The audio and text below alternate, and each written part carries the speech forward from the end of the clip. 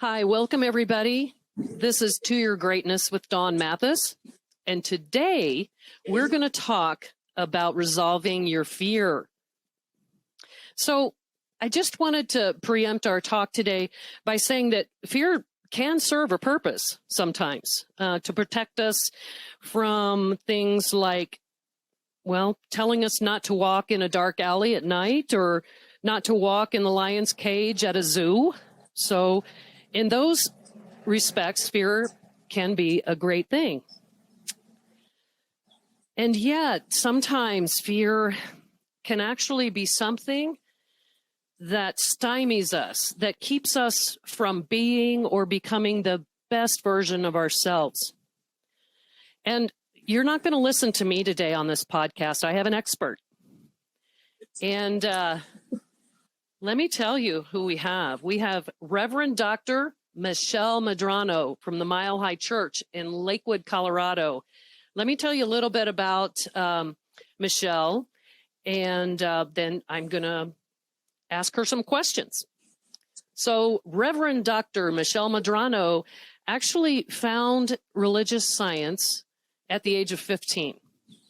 And upon walking into Mile High Church of Religious Science in Denver, Colorado, she knew she was home.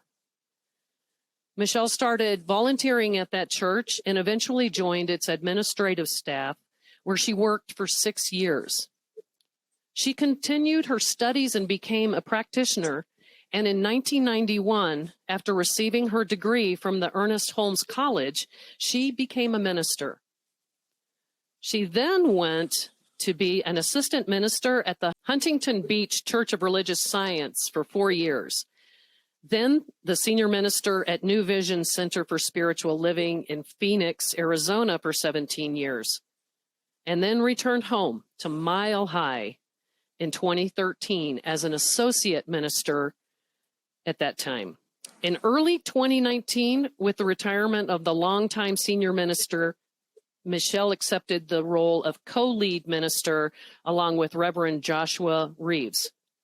Her first book launched on May 9th of this year and is titled Resolve Your Fears, Activating Your Spiritual Immune System. Welcome. May I call you Michelle? Yes, of course. Okay. Well, welcome to the podcast, Michelle. I'm so happy to have you, and heard about your book when I was actually attending the service, and immediately, I think I was the second person in line to purchase it that day. It was so exciting, and I've read it, and I love the book, and then you were gracious enough to be on the podcast and talk about your book and about some life experiences that I know that the listeners will benefit from. So, shall we get started? Yes, please do. Great. Thank you. All right. So, my first question to you is in your life, what types of fears did you have that affected you as a child and maybe even in later years? That's a great question. I definitely grew up in a household with some things to be afraid of. My father was a rageaholic and was a violent man. He was violent with my mother and threatened violence to myself and my siblings many, many times. And so there was a constant air of fear that seemed to go on in the household. We never knew when he might explode. And so that was a big ongoing traumatic fear experience that I had. And then when I got into school, well, I did pretty well in school, but by the time I was in about 4th grade, I started being bullied for being overweight. Even though technically I wasn't overweight, but kids started bullying me, and I went to school with fear in my gut every single day for many years, and grew up being afraid of people, afraid of men, especially after my experience with my father, and afraid of people's criticism, afraid that people were seeing me a certain way. I've never been much afraid of things in the world. I'm not afraid of the weather necessarily, although I've had a few experiences that brought up some fear that I write about in my book. And I am not afraid of violence in the world and things like that. But I've had fear at that human level, from human to human, really sort of run me at times. And so that's a part of what I've worked on all these years, to be able to transcend that fear myself. Wow. That's pretty heavy. And yeah, and I'm sure there's more of us out there that have those experiences than maybe don't share them, but those things can definitely affect your life. most definitely have a lasting impact. And the thing I think that people don't realize is that those of us who've grown up in an environment where there was a lot of fear, or there were parents around us who were always afraid, and therefore we kind of took on their fears by osmosis, it doesn't just go away. It doesn't go away if you just ignore it. It doesn't just go away if you pretend it's not there. It doesn't just go away if you gloss over it with addictions or with workaholism, or just to pretend. It's always there below the surface. And resolving our fears is about being willing to see them and do the work necessary to heal them, so that we can be a better version of ourselves, a more courageous and empowered version of ourselves, truly. Well, I think you kind of answered my second question, and that was just, as an adult, what are some of the greatest fears, if you care to divulge them, and how do you face them? What do you do? Well, I have faced my fears in a lot of different ways, recognizing that my fears were in many ways stifling me. I was frozen. I talk about, and I think a lot about, my go-to way when I was a kid with my dad's threats, where I would just literally freeze, physically and every other way. I would freeze and just hope that he was not going to make good on his threats. And so what I started discovering as an adult is that as I was pursuing the dreams that I had, wanting to pursue relationships, wanting to have a better life, that if I got afraid, if anything came up that rose up to scare me, which it might be an obstacle, it might be my own inner thoughts, it might be the world of effects not quite going the way I wanted them to, or someone telling me that I couldn't. If I felt afraid, I would freeze. And in freezing, then I wasn't actually pursuing the things that I wanted to pursue. So when I felt that same freezing experience, and knew that I especially wanted to grow up and someday get married and have children, that I would have to deal with this fear I had, especially of men, I did go do some work on myself. I was fortunate enough to have a mother who by that time in her life had also done a lot of work on herself to free her from this violent marriage. And that work initially looked like therapy. It looked like workshops and self-improvement books. And eventually it looked like the spiritual community that I'm still a part of and now a minister of, the Mile High Church, religious science, science of mind, because what I learned in that teaching were relevant tools that I could use to shift my thinking. But I also learned, and I really don't think it matters what faith tradition someone's a part of, it's about learning that there is a force or a power or a presence greater than us that we can rely upon, and that we can feel comforted by and guided by and supported by. And those two things help me alleviate my fears. The willingness to challenge my beliefs and to challenge and practice spiritual principles for myself on behalf of my life, and forgive my father and even forgive my mother, and really let go and surrender those fears, have now become practices that allow me to do that anytime I'm afraid about anything. So Wow. It's made a huge difference for me. Well, that just makes me think of something that you just said about forgiveness, that forgiveness is part of facing fear. I never thought of, I've never thought of forgiveness that is before, another. Yeah. Wow. What a golden nugget right there. Yeah. Unforgiveness, resentment, or, fear from that past is another way we freeze ourselves.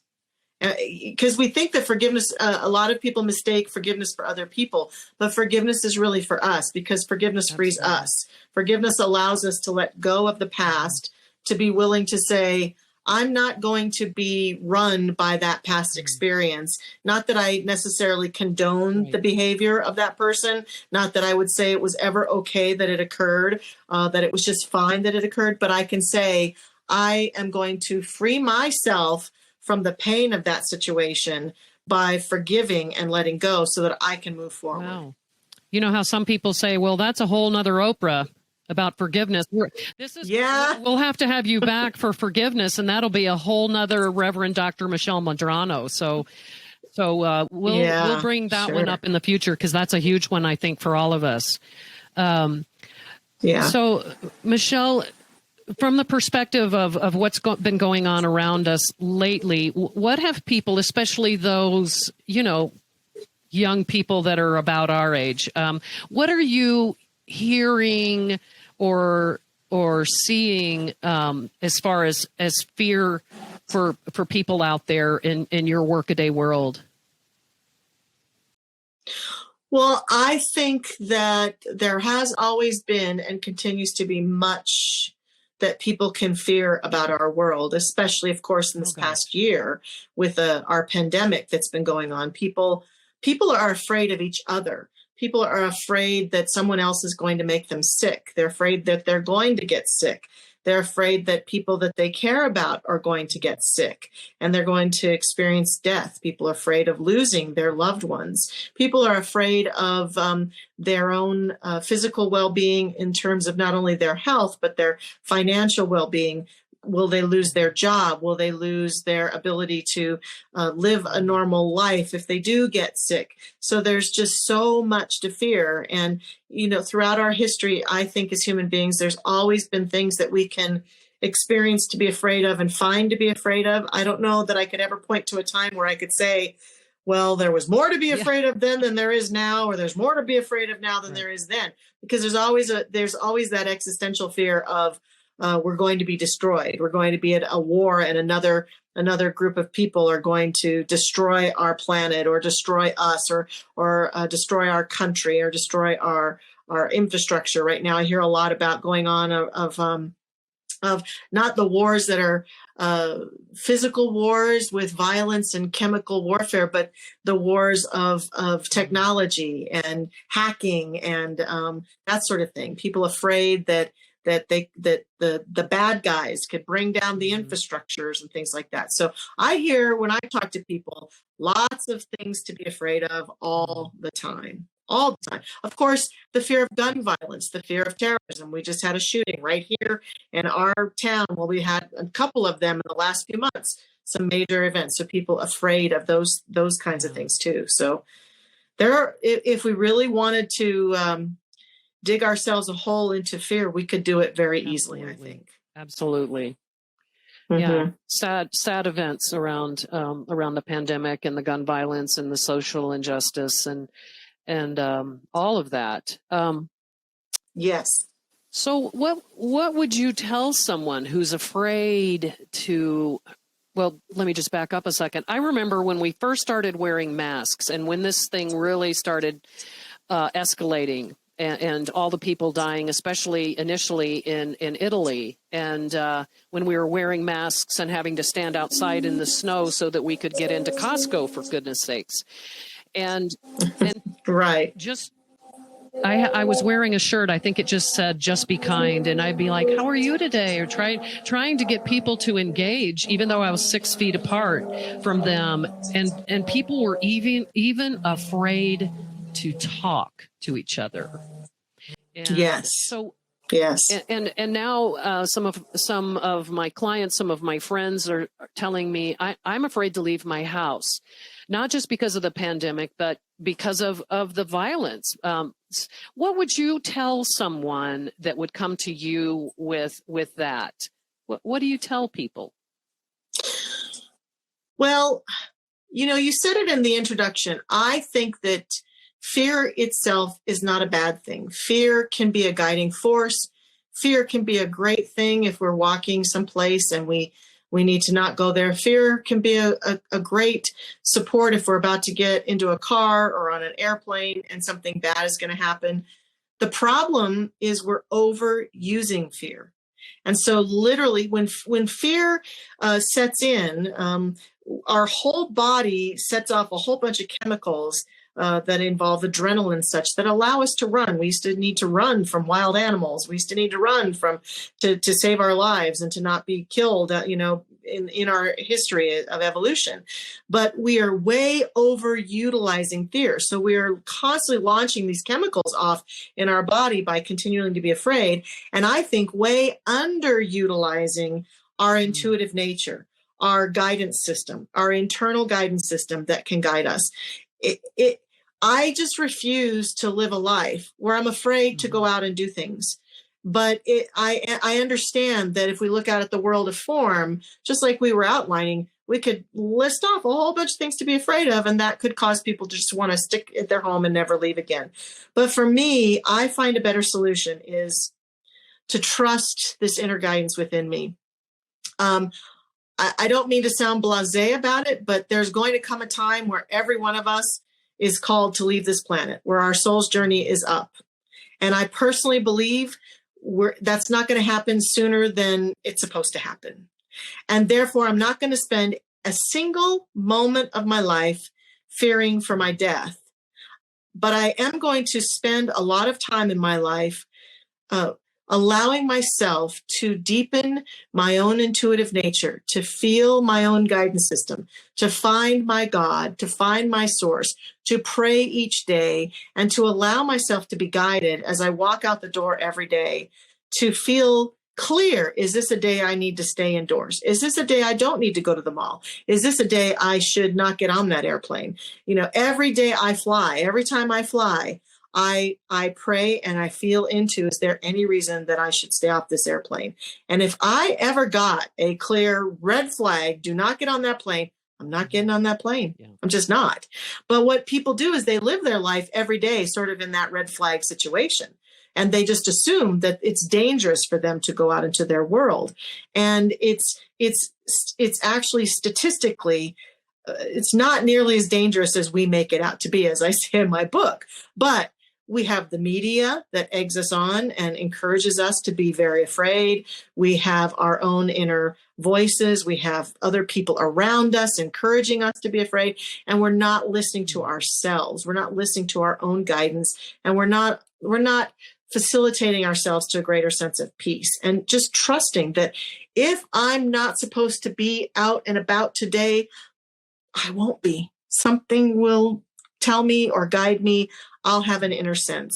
And so that's what I hope people will start to do. And that's what I try to do, is just really listen. I also have a number of times in my life where I've gotten really, really deeply afraid. And I've used affirmations and I've used my own inner awareness to help myself calm down, to get to clarity. And one of my greatest affirmations that I still use today that I put in the book is, I'm always at the right place at the right time to ensure my total safety.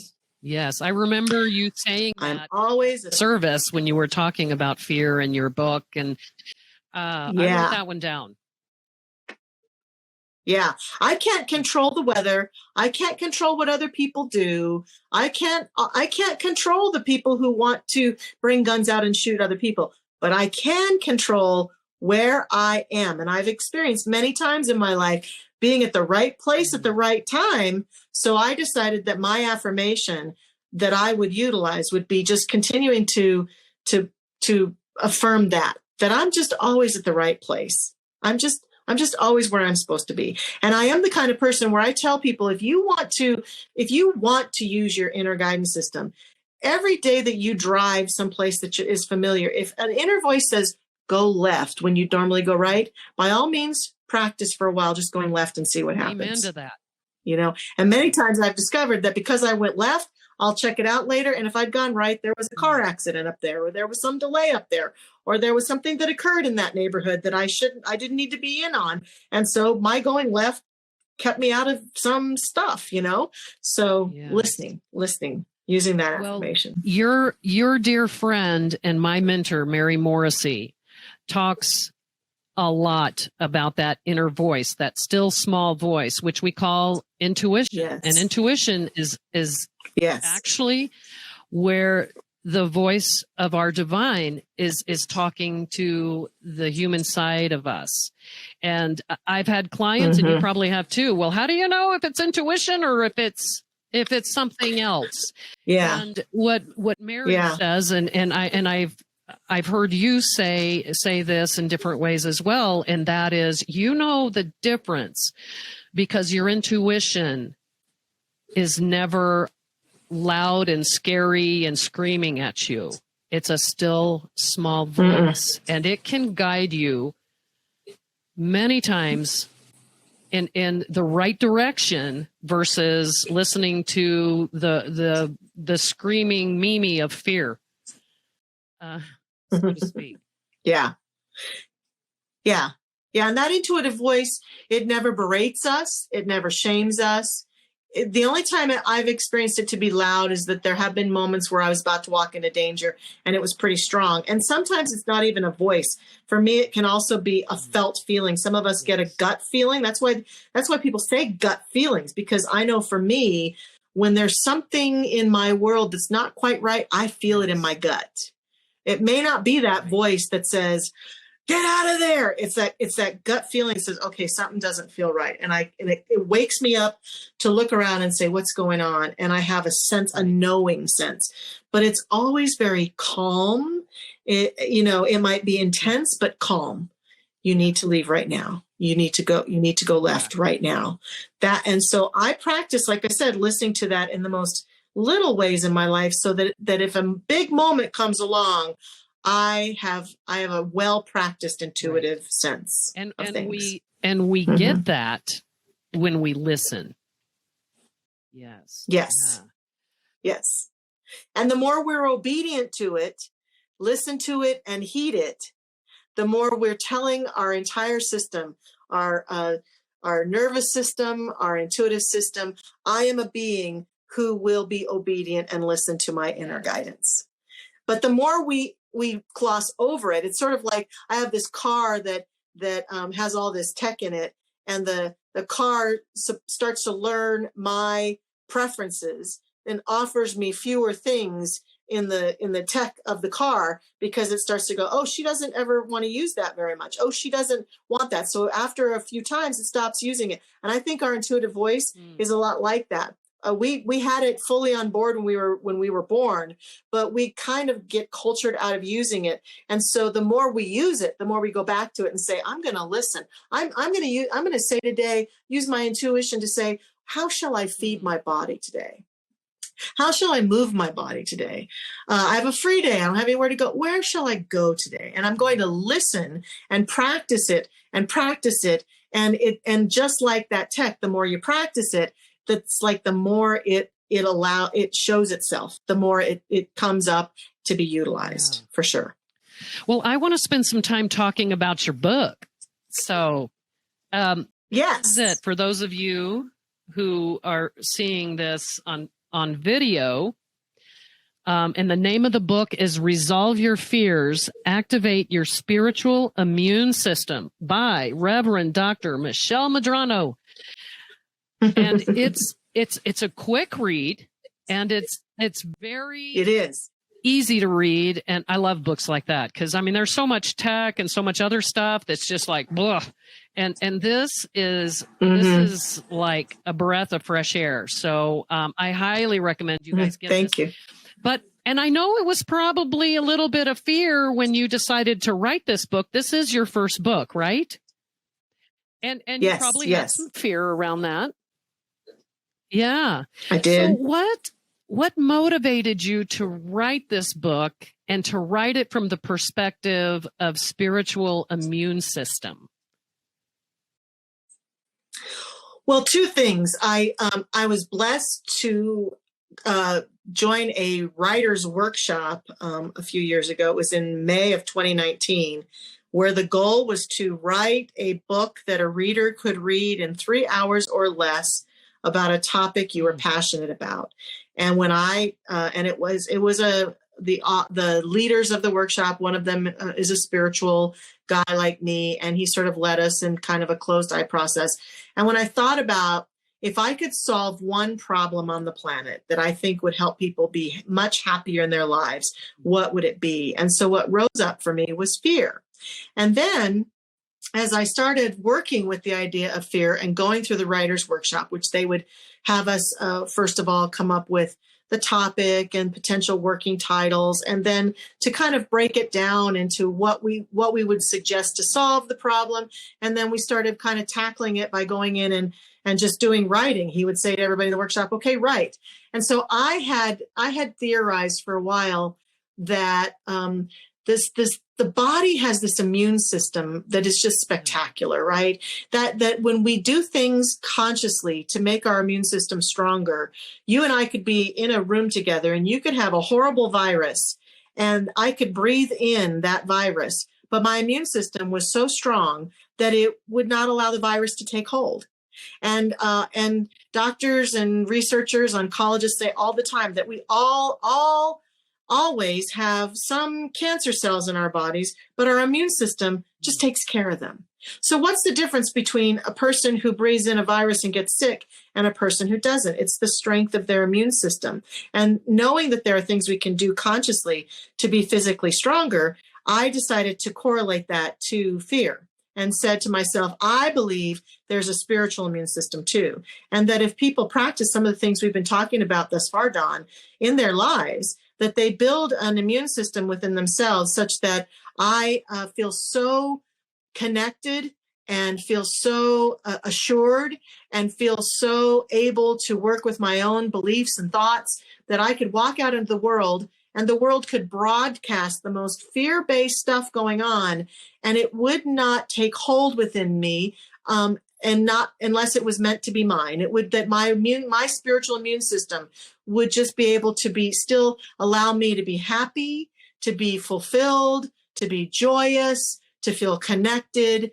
to be a contribution to the world, to be of service to people, but not be caught up in fear unless there's some guidance that tells me I need to go a different direction.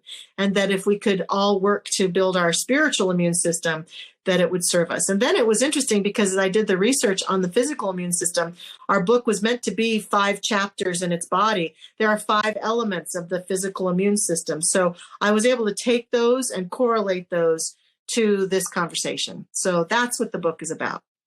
And it gives some personal stories and some techniques and has some questions at the end of every chapter for the reader to contemplate to help them build their immune system. And I love that model because it's a book, but it's also a workbook. And I love that. To me, that's an interactive book. And I just love that. I wish more authors would do that. What's your favorite chapter in the book? I'll tell you what my favorite title is. Get a spiritual spleen. Yes, what's that? That's my favorite. Do you have a favorite? I like that one too.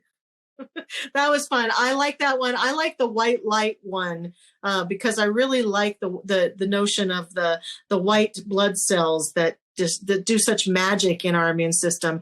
And I am kind of my friend calls me a woo-woo wackadoo girl. I am a woo-woo girl in that I do believe there's lots of great white light on our planet that is showering all of us, and that if we could just feel the light of the universe, that we would be so much better. So I like the correlation of that and the image of that. So that's probably my favorite part of the book. And if more of us were woo-woo, then we would have more woo-hoo, I think, in the world. But that's just me. Yeah. So I wanted to it's a great way to put that. To share with our listeners today a few things from your book. Would that be all right? Okay. Yes. At the end of the book, there are some suggestions for new habits. You know, you don't have to keep thinking the same thoughts that you think every day. And 95% at least of the thoughts we think every day. So no wonder we're still in the same boat that we've been in. But here's a few things that Michelle says in her book in the conclusion. One is creating an affirmation to say repeatedly that can help you in your daily life or when fear rises up. And Michelle shared hers with you. The other thing is getting prayer support and finding a faith tradition, or having friends that will include you in their prayers, knowing that you're not alone. And then I love this one. Creating a courage journal. Researching stories of people who've gotten past their fears. I mean, the world is full of them. If we paid attention to those people like Oprah Winfrey, that overcame all kinds of things and overcame fear, those are great stories. And if we fed ourselves those instead of what the media feeds us, feed yourself. Don't be fed by the media. And what about your own things that you've done in life, that you've shown courage? Write those down, because sometimes we really forget how powerful we've been at different points in our lives. And we just need to be reminded of how great we are and about that greatness inside of us. Would you agree with that? I would. And I think that a lot of people fall prey to the notion that if they're feeling fear, that they're weak. But the reason that the researching the stories of other people, courage stories, is so important is that I can pretty much guarantee any person that any of us look out at and think that they're very successful, or that they've been able to overcome things or have their dreams come true. It's not because they didn't have fears. It's because they learned to overcome their fears. Every human being has fears. It's not that you're abnormal if you have fear. It's just that we don't have to freeze within our fears, that we can be courageous and we can walk forward into the lives we'd like to live. And there, like you're saying, there are lots of other examples of people who have been able to conquer their fear and have the life they'd love to live. Amen to that. I really believe that. Mm-hmm. So what, as we're drawing this in for a close, Michelle, what would be the number one thing you would tell our audience today that they can do to resolve their fear? Is there one thing that stands out, or a couple of things that stand out, just gold nuggets? Well, I think what you were just pointing to is one of the biggest things that humans need to pay attention to. Stop believing everything you think. Just because you think it doesn't make it so. So as we look out at the world and we're prone to think fear, to be willing to challenge ourselves and say, what would it take for me to let go of this fear? And who could I be if I did let go of this fear? And I think asking ourselves, so stop believing everything we think, and then asking ourselves good questions about what we think. Where did we start thinking this? Who taught us to think this way? Is this what we really think? Or is this just what we were told by our mothers, or told by the media, or told by someone who maybe cared greatly about us, but said, whatever you do, don't ever do blah, blah, blah, blah, blah. And a part of us wants to do blah, blah, blah, blah, blah, but we're afraid because we know that blah, blah, blah, blah, blah, might be something we should be afraid of. So I think it's that combination of stop believing everything we think, challenge our thinking, and begin to build a new reality for ourselves. Wow. Michelle, wow. I wish we had 2 hours, but my podcasts are only supposed to last as long as it takes someone to drive to work. Of course, lately it's been taking a long time to get to work, right? But I thank you so much for your words of wisdom, your expertise, and for taking us deeper into fear and its antidote, the spiritual immune system. And you can also reach Michelle through Mile High Church in Lakewood, Colorado. And we'll have those resources for you in the podcast notes after this episode is recorded and processed and produced. So this is To Your Greatness. I'm Dawn Mathis, and we'll see you next time. Take care.